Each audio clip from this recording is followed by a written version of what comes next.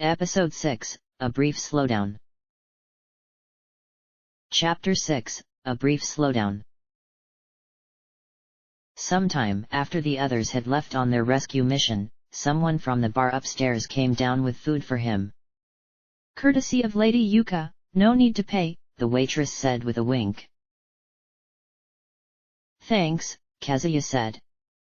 He didn't really care what he ate right now, but she had gotten him some rice balls he preferred along with pan-fried vegetables. While he ate, he wondered what he would be doing now. With his mom and Pascal gone, it felt like most of who he was suddenly gone.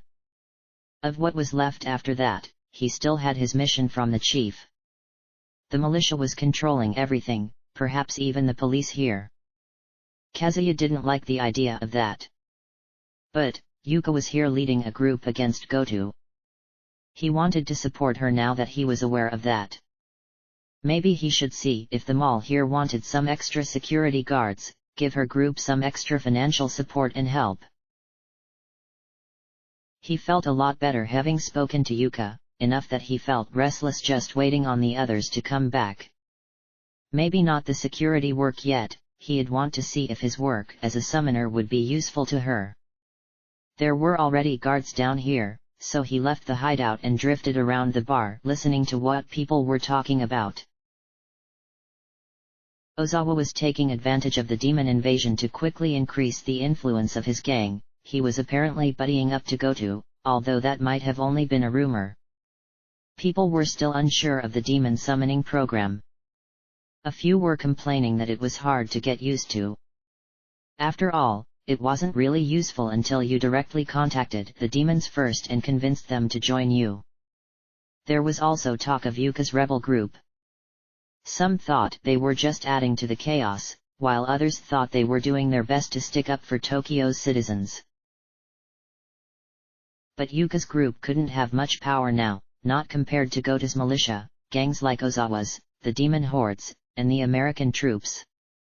What could they do to gain some purchase? Getting the support of ordinary citizens like these would be a start, but they needed a good way to bypass the district blockades. Supplies like food and medicine would also need to be addressed before long. After making some notes on his comp, he decided to leave the bar and check out other places for similar talk. It wasn't much different from his excessively detailed notes in class. Gathering information in one place and reviewing it later would help him figure out what was going on. To that end, he decided to head back to where the lecturers were and activate his audio recording to catch some of what they were saying. The first one he came across was the Messian group that owned Alan's Academy. A woman in white and blue robes was speaking to a group of people who had bags or blankets of the same colors. From that, he guessed that they were distributing supplies to gain this audience. "You need not fear the demons. God will come help us and has already sent some relief into the world. But first, we must prove our love and devotion by enduring these trials and coming together under His name. It needs not be any big thing, changing your life in small ways to follow the laws of God will help you with far more abundance. Don't get too sucked into this lady's good-sounding words," a man whispered to him. "They say they're going to make the world a better place, but I hear that if you don't believe the same as them, then you'll just get forgotten about in the ditch." "I see," he said quietly, to the man's satisfaction. Although, he wasn't sure at this point if it really was that drastic. He continued listening. She did say at one point that a better world was coming, one that would be heralded by the appearance of a Messiah that would save everyone from suffering. According to her, all one needed to do was believe to become saved at the appearance of the Messiah.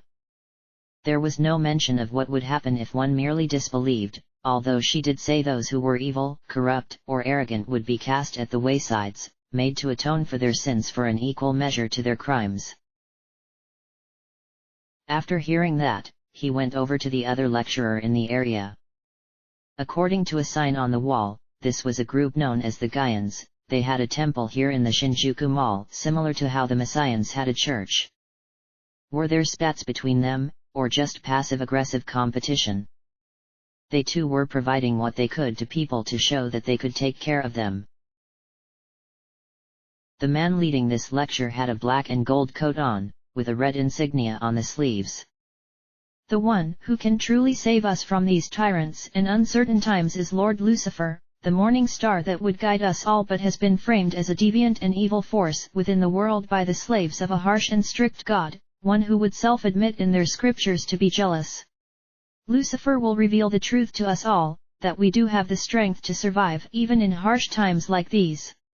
He will wipe out the false propaganda that lulls those who believe in it to a mental numbness that turns them into feeble dependent creatures.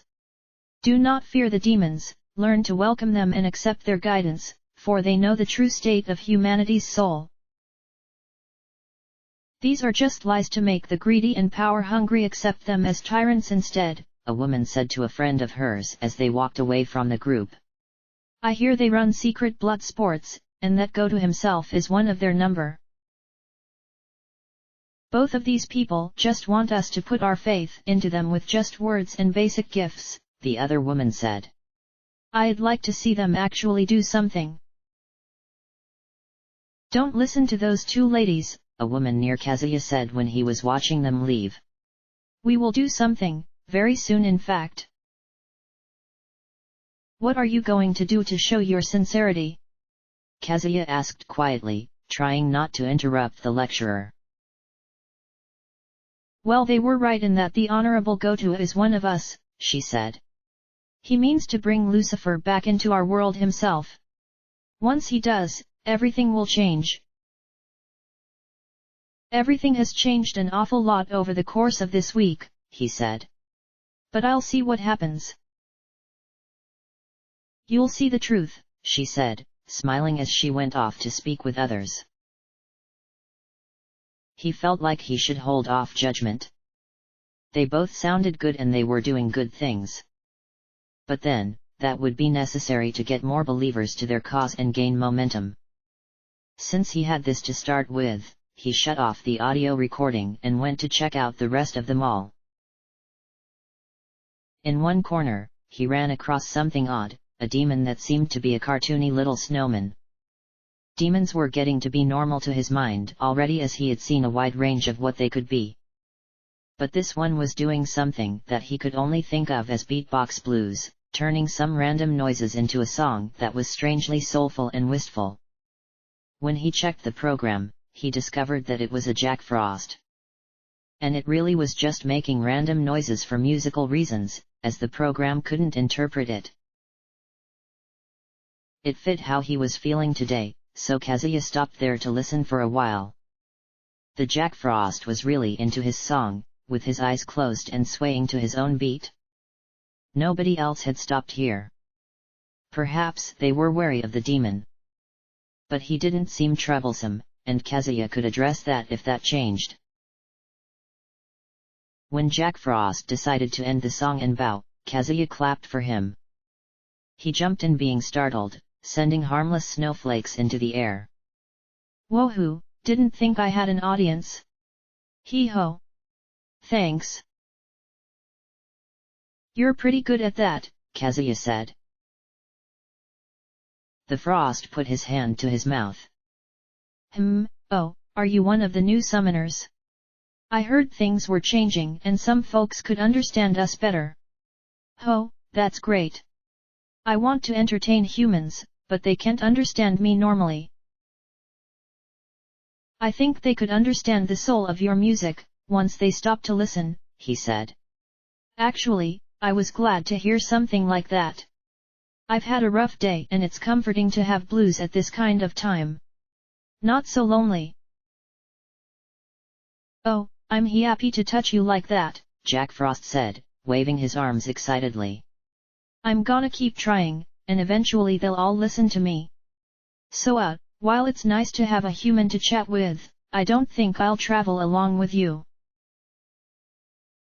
That's fine, can I give you a bit of yen for the song? He asked, getting out his wallet to get out a coin to hand over. Oh yes, my first tip, he said, accepting it. Now I'm a singer for real. Tell you what, you tell me your name and I'll let the other Yusei demons know that you're a super cool guy. They're fairies, you know? Other Jack Frosts, and Jack-o'-lanterns, and pixies, and those sorts, they'll give extra consideration and not ask so much to ally with you if another Yusei says you're good. It's like that with many demons, actually. Kazuya smiled at him. Thanks, that'll help out. I'm Kazuya. Hee-ho, okay, Kazuya, I won't forget that name, Jack Frost said. Good luck, I hope your day gets better. I hope you can gain renown quickly, he said to him, then moved on as Jack Frost went back to his beats, with a happier tone to it this time. Not far from the Jack Frost, he found a shop that was labeled as a heretic mansion. Here too. Kazuya went inside. He had recalled his 3 demons when entering the mall at the request of the guards at the exit. A feeling like static came over him as he stepped through the door. He found himself in a lab that seemed exactly like the one back in the shrine. Actually, by the wooden floors and red walls outside the door, this did seem to be the shrine itself. Welk, ow! The manager's greeting was cut short as he bumped his head into a metal ring. Sorry, got caught up in work. You okay? Kazuya asked. I'll be fine, happens all the time, he said, coming out from under his control panel. And, you were that Kazuya guy, right? I remember you. So then, how may I help you today? Did I just get transported back to the shrine? He asked first. He nodded. Yes, it's that kind of place. But if you've found the door, that means you can use my services. Well, you would know that already, but other summoners have been coming in confusion since they weren't told fusion was a possibility. I would like to change that, but I'm not sure how to contact them without them finding a door in the first place. I mean to write up a tutorial for new summoners soon, Kazuya said.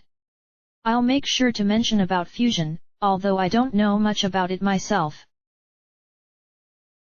The manager went over to his control panel. Well, it's a science, only it isn't standard science as it's still all being formulated. It's an art too, one that few people grasp, which I'm trying to adapt to technology. So I'm still working out everything myself, but I know how it all should work. There's a lot of tweaking I need to do to get it consistent. It'll help just to have more fusions to perform, whatever it is. He was glad he hadn't heard that before putting Pascal through fusion.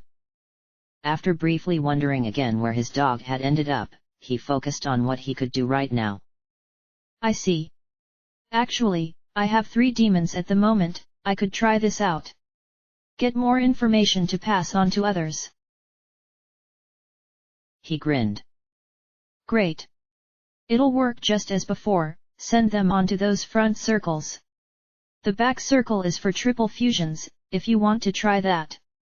Triple fusions are more likely to fail, but my theory is that some very special demons can come out of the process. If you get 3 demons who could be related through mythology, either the same culture or same roles, you could end up with a greater demon of a similar sort. Maybe later, when I have more demon allies, Kazuya said. He was hoping to get Pixie fused, but from the owner's projections, Orc and Gremlin had a better result. He called them out. I'm going to try fusing you 2 together, you fine with that? Whoa, you guys even have fusion as technology? Gremlin asked, impressed. Alright, let's go. Sure, I've been hoping I could earn a change someday, Orc said. As he hadn't had them for long, it didn't affect him as much to watch them being dissolved to get fused together. Now let's see what shows up, the manager said, grinning a bit more than a sane person should. Kazuya worried about that as a strange blobby shadow appeared in the haze. Then it flickered in patterns that reminded him of garbled sprites in a glitched game.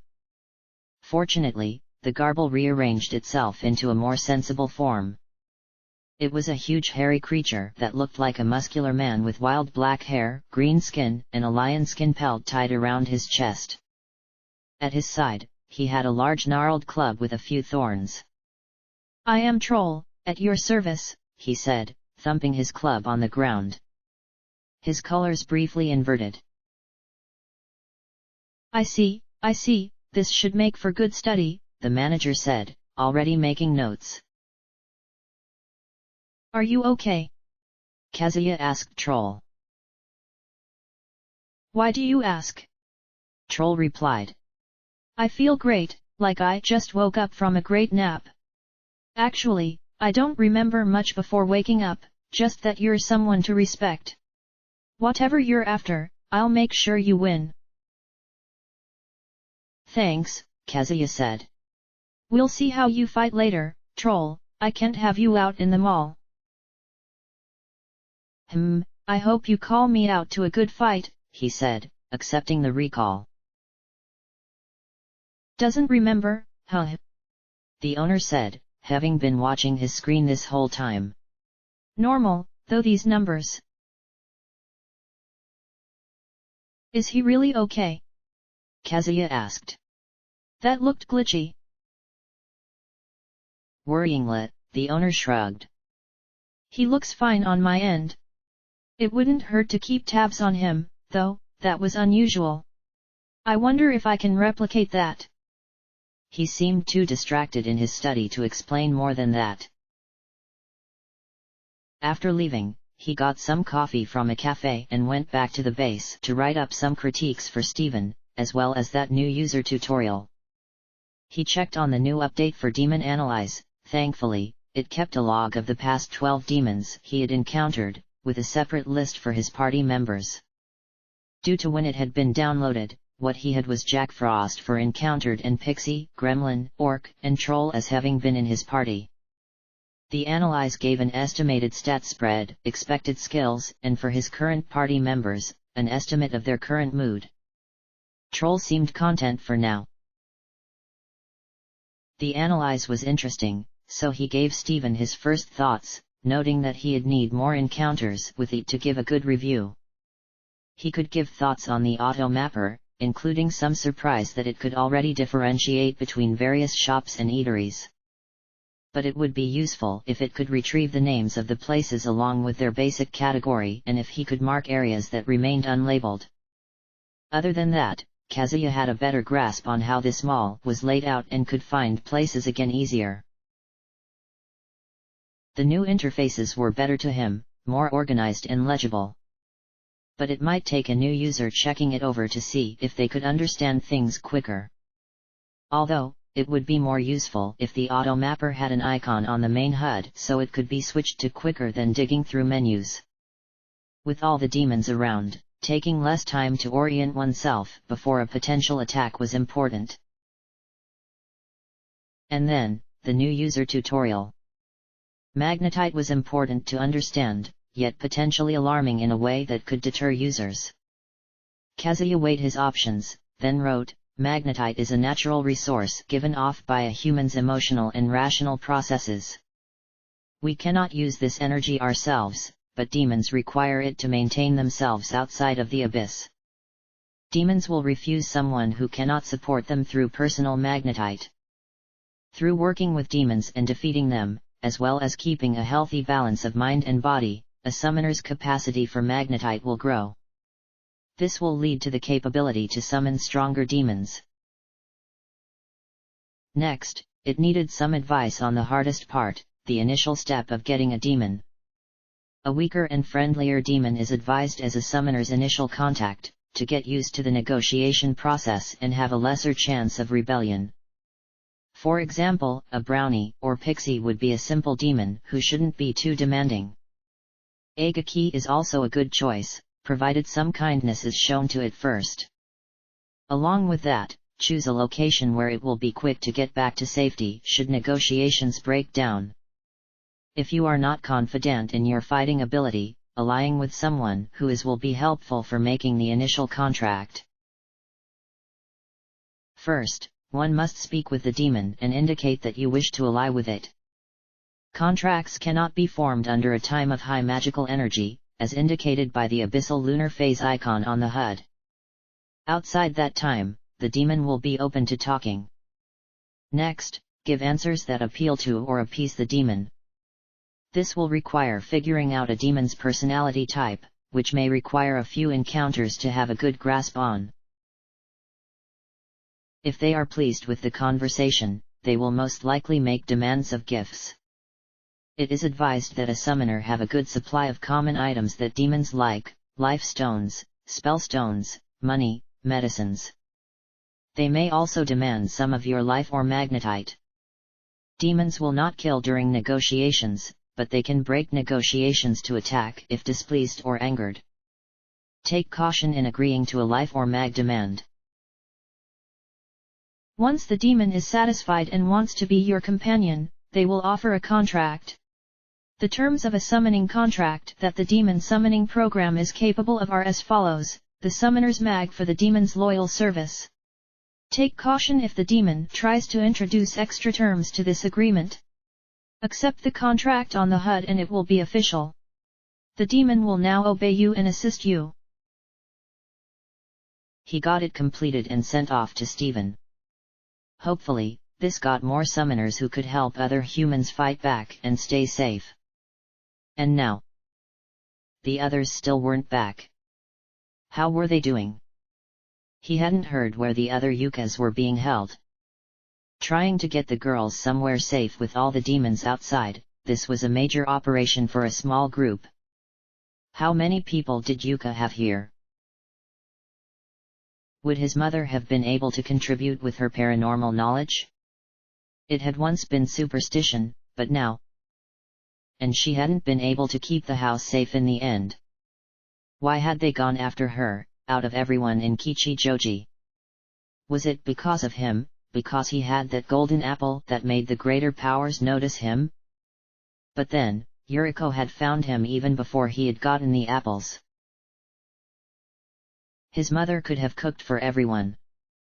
Kazuya sighed, thinking over days at home, the way Pascal greeted him so eagerly and seemed to know just when to bark to join in conversations. There was how his parents worked in harmony, as if they had been born for each other. Even when they disagreed, discussions were kept respectful and they'd be quick to figure out how to apologize. As he had grown closer to Yuka over the years, he had felt like he might have found a love like that for himself. But he would have liked to keep a family like he had expected, him and Yuka, some children, his mother being a sweet grandmother, and Pascal or other dogs keeping them safe. Most of it was gone now, but at least Yuka was still alive. But, when would she come back? He paced in the room for a few minutes before he heard people coming down into the hideout. From the sound of it, they had the imprisoned girls free. There even were some children with them, angering him for a moment that the militia was really going after any yucca they could locate. Letting that pass, he came out to help them sort out what to do with the girls now. The women could easily be put to work with the bar upstairs or other businesses that were supporting the rebellion. Some of the older teens could do so as well. The children, 3 of them under the age of 15, would have to be sorted into the civilian care upstairs unless their family could be contacted again. Kazuya volunteered to use the terminals to get around the blockade to contact their families. Alan had gone off to the side with his girlfriend to talk happily with her while Jin went with the group's strategist to learn what he could from him. Are you going to be okay with running these missions? Yuka asked him when they got a moment alone, worried for him. He put a hand on her shoulder. To be honest, I still feel empty about this. But I have you, and Tokyo's become very dangerous. This is no time to get wrapped up in my sorrows. I might not be the best for this situation, but I'll do all that I can to help. That's how I feel too, Yuka said with a nod. I really didn't want to think of your mother being gone, she was doing so well and was like a second mother to me. And losing Pascal too, I can't imagine how it is for you. There's a chance I can find him, but I don't want to risk it right now, Kazuya said. The terminal he got lost through had the abyss itself as an open location. He probably got sent there. As he's a strong demon now, he should be able to take care of himself. He might even be trying to get back to me already. Tomorrow, we can work on getting the girls back home if we can. It could even get us in contact with the other groups with you. She smiled. Yes, those terminals will be a great asset to us if we get control of them. Thank you, Kazuya dear.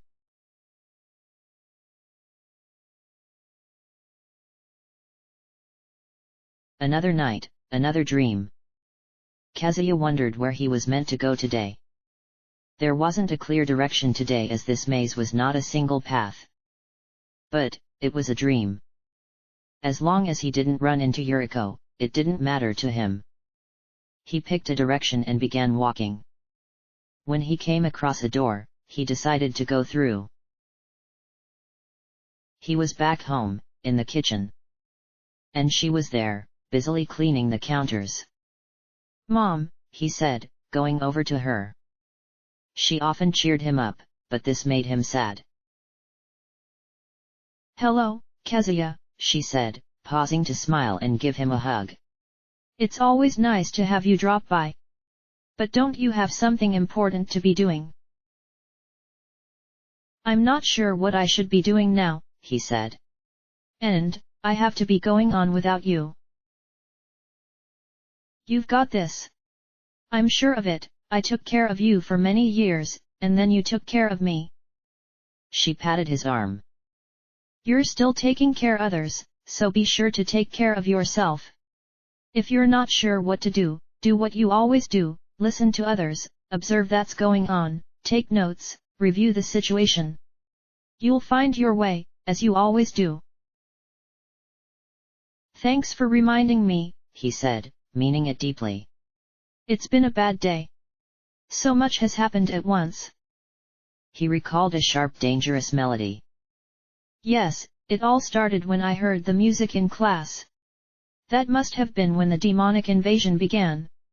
Something was trying to warn me, but I couldn't read the music. And then things have just been happening one after the other, good and bad, mostly bad it feels like. Now I've got those 2 high school kids who look up to me already. They're going to have a powerful influence on the world, they just don't realize it yet. I somehow have influence over them for now. His mother bowed her head. Yes, they're looking up to you. But they're also looking to pull you away from your path, the one you can only find if you find the means to balance everything. Those 2 kids, the radical beliefs beginning to boil up, yourself. I believe if you go further on this way, you find one of those kids. All right. Thanks for all you've done. He left her, knowing that she was going to be fine. Further down the maze, the colors shifted to red and black, he began hearing the melody of chaos. He was going to run into Jin. Not long after realizing that, he found him in the white soul form they took in these dreams. Hey Kazuya, mind helping me out? No, what do you need? He had a feeling the dream wouldn't go anywhere unless he did this. I'm looking for something to make me stronger, so I don't end up as a victim anymore, Jin said. I know it's got to be around here somewhere. Then I can take control of my life finally. That would be good, but we shouldn't forget to help others avoid being victims too, Kazuya said. Let's search around. Once I'm strong, I can help out people like me, Jin said. They headed off deeper into the maze. When they came across a door, they found a small room like the kitchen earlier. In here, there was the Gaian man that had been speaking in the mall. The world has lost its way ever since faith was lost in the ancient gods, he said. Too many voices crowded the air, confusing the people. Some would say that the problem lies within the cacophony, but the truth is still within all the chaos. The ancient gods are calling us. If you listen, and find the strands of wisdom that get repeated, you will find the truth. What are you saying? Kazuya asked. You say there's too much noise, but then say to listen to the noise. I'm saying that the reason we are lost is because we lost faith in our heritage and true nature as humans, the Gaian man said. But it is not entirely lost. The old gods are still with us, waiting until we listen to them again. They know how the world should truly be, they can lead us to our lost glory and real strength. I don't think we'll find any help here, Jin said, frowning. I don't care about gods, old or new.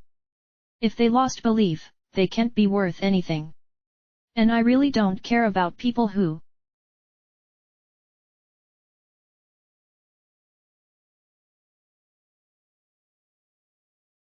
asterisk their way through everything. You speak all high and mighty, but you can't do anything. He then left without waiting on Kazuya. We have seen that this boy has great promise, but no patience to listen, the Gaian man said. He is weak now, but will find his true strength someday. I think you're blowing up what little you have into being something that sounds much bigger, Kazuya said. But I'll keep an eye on him. You should do so, support him through his mission, the Gaian man said. He found Jin outside, waiting impatiently. People like that get on my nerves, he said. Especially teachers who don't have a clue about what they're doing. I've had way too many who couldn't teach worth a.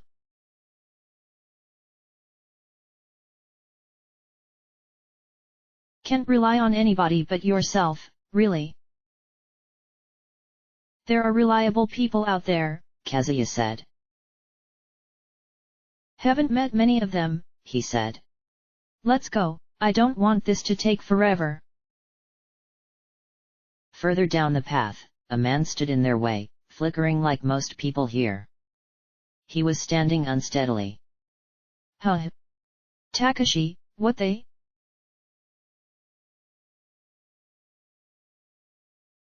Are you doing around here? Don't call me by that name, Jin said in disgust.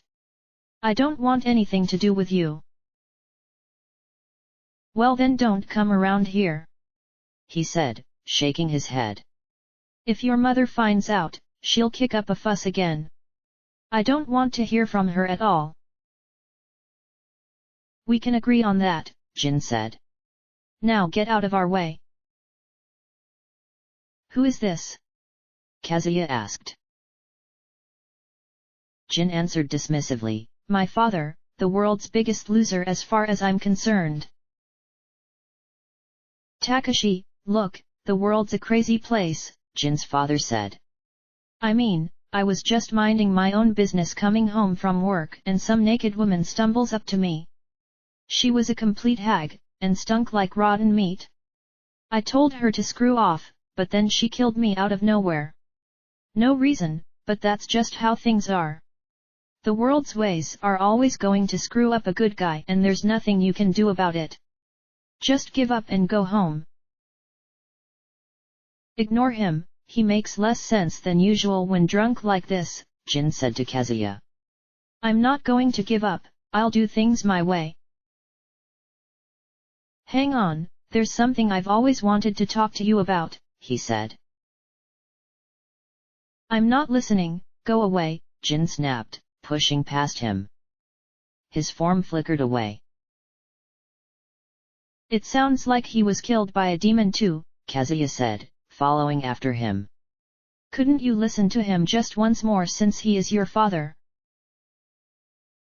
I have no reason to listen to that deadbeat bastard, he said. I never bought into all that respecting your parents' garbage because mine were never worth an ounce of respect. While he's relatively harmless, he's also incredibly stupid and irresponsible. One time it seemed like they were going to throw the book at him for failing to pay support, wouldn't have been enough to make up for all the dumb.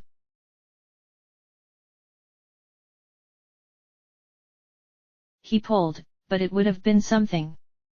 But then he managed to bribe the corrupt judge into letting him off with nothing. He does have one thing right, everything's a joke, so it doesn't matter what you do in the end. You can be better than that, but ignoring him completely won't prove anything but your own stubbornness, he said. It's not like that, just let him rot in his drink, Jin said. Takashi! A woman called.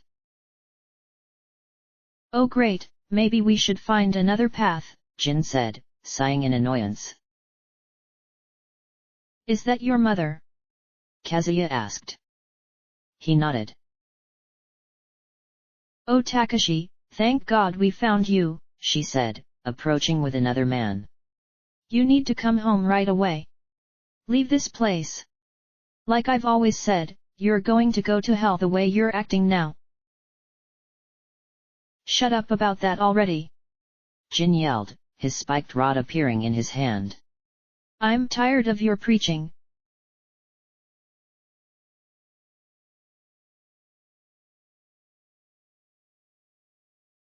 Asterisk. You just use that as an excuse not to think about anything anymore.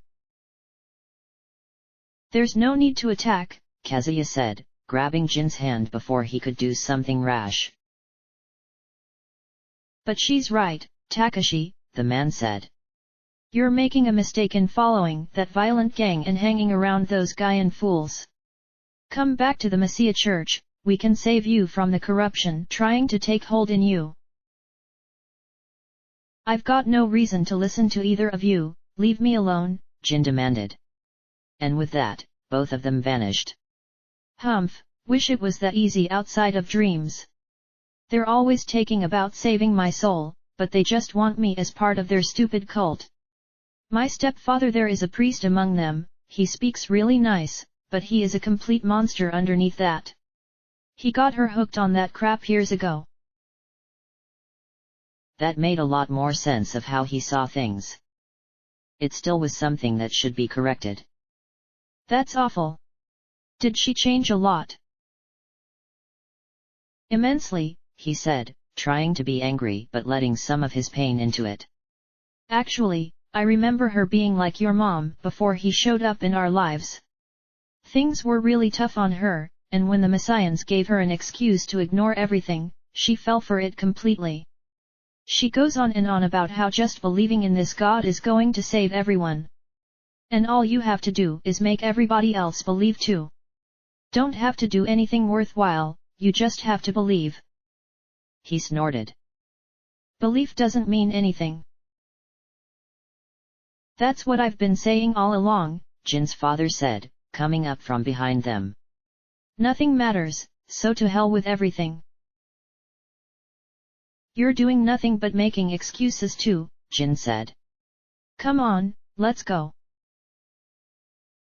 However, the chaos music was different around Jin's father. There was something important to do here. Hang on, Jin, just listen to him one more time. And why should I? He said, bitter. You might find what you're after, Kazuya said. Or at least a clue on where to find it. Oh. Fine. He still wasn't going to get near the man. What do you want? The ghost seemed relieved. Well, it might be something you've already learned, but people are gonna try to confuse you and use you. 'Cause, you got something most people don't. You gotta stick to your guns and follow what you know to be best. And if people try to get all up in your business thinking they know what's best for you, well sometimes you gotta let them know what you think, with this. He gestured to Jin. And he suddenly had a large axe where the blade seemed like it had been ripped off a guillotine and painted black. Jin stumbled in surprise at the weapon's sudden appearance. Whoa, What's with this thing? Looks heavier than it is. It's complete deadweight if you ain't got the right heart for it, he said. Why did you have this axe? Kazuya asked. I used to run with the street gangs too, his father said, reminiscent and smiling. Fought my way to being the leader, then kicked the ass of every other gang around. We were like kings of the world then, with only fools daring to cross us. Even the cops were scared. And then I got a shoulder injury that meant I couldn't use that anymore. He shook his head. Everybody turned on me in a flash and I got beaten to hell and back, several times. But nobody managed to top me, right? I figured if I found some young punk who might, I'd give 'em my old axe if they got my respect. Good thing it ended up being my first son, eh? What, you? You were the mythic street king. Jin seemed suspicious of this, yet was in awe anyways. The one and only, Jin fathers claimed. But look, if you go trying to match me, take things smarter, yeah? 'Cause I didn't think things through and treated everybody like.